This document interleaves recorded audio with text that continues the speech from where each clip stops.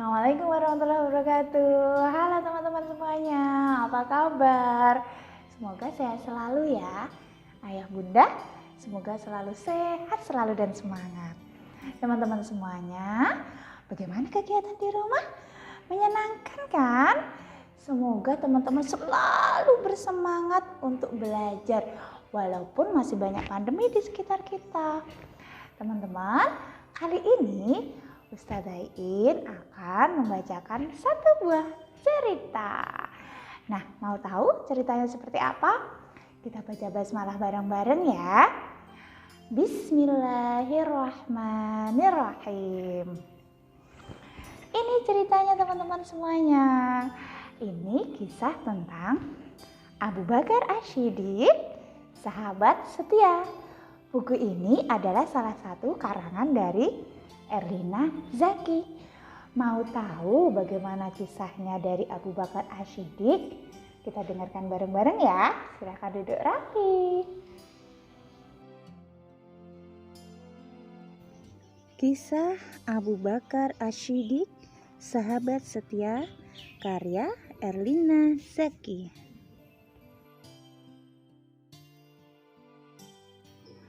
Suatu hari Rasulullah Shallallahu Alaihi Wasallam bercerita di tengah masyarakat Quraisy.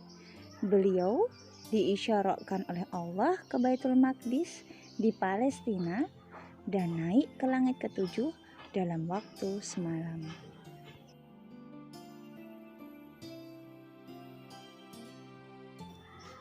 Abu Bakar berkata, "Jika beliau berkata demikian, maka itu benar." Abu Bakar mempercayai cerita yang disampaikan Rasulullah Shallallahu Alaihi Wasallam tanpa ragu sedikit pun. Abu Bakar sudah berteman dengan Rasulullah Muhammad Shallallahu Alaihi Wasallam sejak beliau muda. Dia tahu Rasulullah tidak mungkin berbohong. Mulai saat itu, Abu Bakar mendapatkan gelar Ash-Shiddiq, yang artinya membenarkan. Nama lengkapnya adalah Abu Bakar Ash-Shiddiq Abdullah bin Abi Quhafah.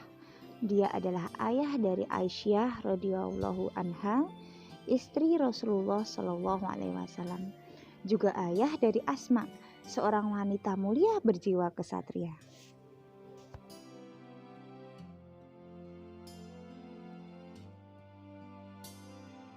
Abu Bakar lahir tak lama setelah Rasulullah dilahirkan, yaitu pada tahun 573 Masehi. Dia lahir dari keluarga bangsawan yang terkenal. Abu Bakar adalah orang yang terjaga dari yang haram, bahkan sebelum Islam datang. Dia terkenal sebagai pedagang yang jujur, terpelajar, lemah lembut, dan penyabar.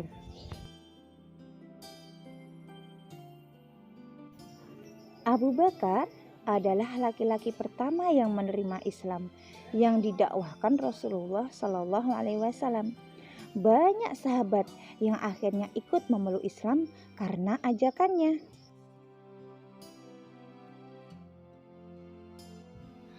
Di antaranya adalah Utsman bin Affan, Az-Zubair bin Al-Awwam, Abdurrahman bin Auf, Sa'ad bin Abi Waqqas, Ammar bin Yasir, dan banyak sahabat mulia yang lain.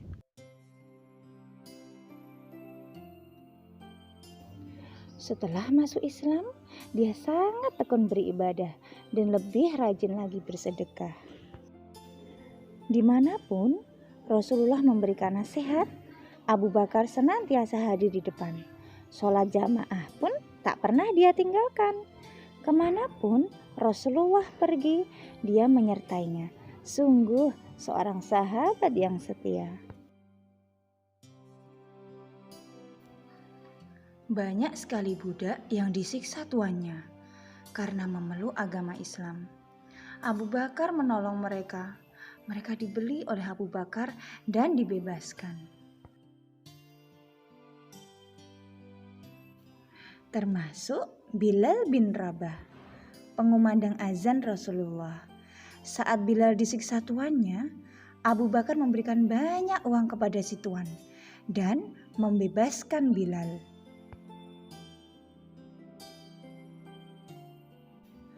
Suatu hari, pintu rumahnya diketuk. Abu Bakar membukakan pintu. Dia mendapati Rasulullah di depan rumahnya. Allah menyuruhku untuk hijrah, temanilah aku.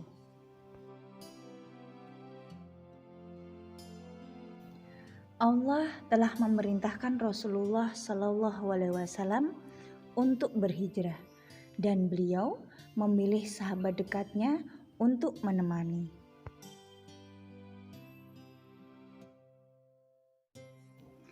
Abu Bakar mengangguk mantap. Dia telah siap.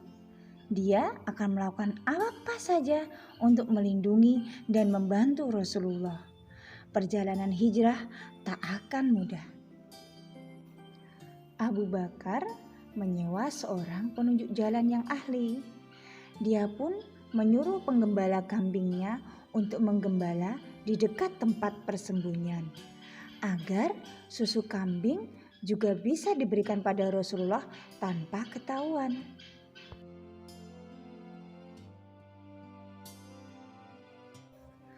Saat hendak bersembunyi, Abu Bakar masuk ke dalam gua Sur sebelum Rasulullah Shallallahu Alaihi Wasallam. Dia menyingkirkan apa saja yang mungkin berbahaya bagi baginda. Dia bersabar menahan sakitnya digigit ular saat Rasulullah tidur beralaskan kakinya. Air matanya menetes kala tak kuat menahan sakit dan mengenai pipi baginda. Rasulullah pun terbangun, terharu dan akhirnya mengobatinya.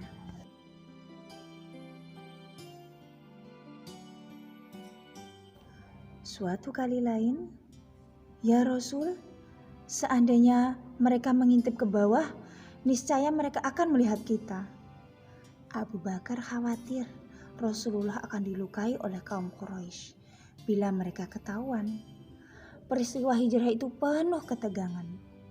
"La tahzan, innallaha ma'ana." Janganlah engkau bersedih, Allah bersama kita. Rasulullah menenangkannya.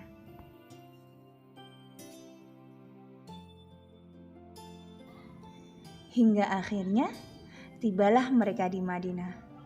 Tala'al badru alaina. Telah tiba cahaya purnama di hadapan kita.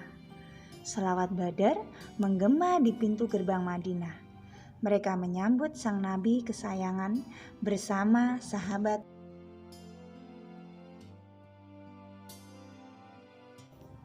Umar berkata, "Demi Allah, aku tidak akan bisa mengalahkan Abu Bakar selamanya." Saat itu, Rasulullah menganjurkan bersedekah. Umar menyerahkan setengah dari harta miliknya, sedangkan Abu Bakar memberikan semua hartanya untuk disedekahkan.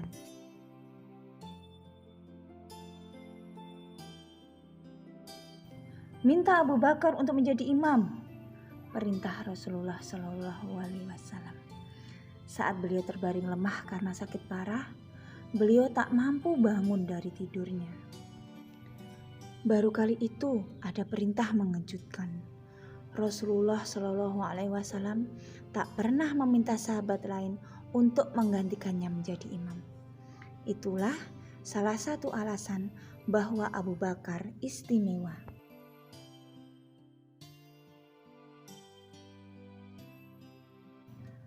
Sahabat yang lembut hatinya itu terbata-bata menyelesaikan bacaan Al-Quran saat menjadi imam. Karena dia menangis sesenggukan, hatinya yang lembut meresapi setiap arti bacaan. Rasulullah Shallallahu Alaihi Wasallam wafat. Para sahabat sangat berduka.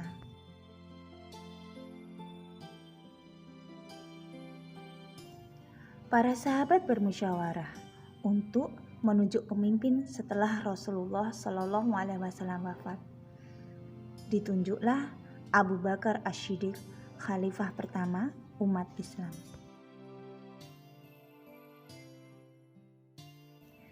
Nabi Muhammad Shallallahu Alaihi Wasallam menyatakan dalam hadis, Abu Bakar di surga, Umar di surga, Utsman di surga, Ali di surga, Talhah di surga, Az-Zubair di surga, Sa'ad di surga, Sa'id di surga, Abdurrahman bin Auf di surga, Abu Ubaidah bin Al-Jarrah di surga.